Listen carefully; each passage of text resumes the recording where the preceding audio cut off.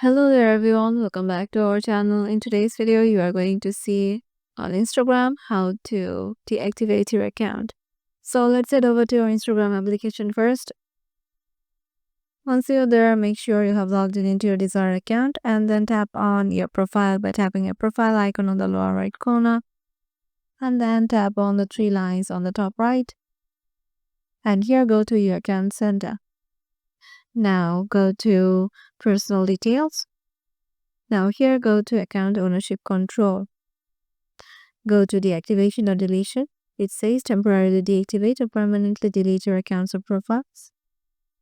So select your account and then change your option to deactivate account. So deactivate your account is temporary and it means that your profile will be hidden on Instagram until you reactivate it through account center or by logging in to your Instagram account. So tap on continue.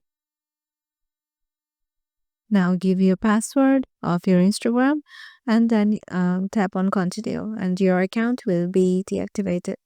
So yeah, this is the way with which you can just deactivate your Instagram account. Hope this video helped you out. Make sure to give it a thumbs up and subscribe to our channel. And we'll see you in the next video.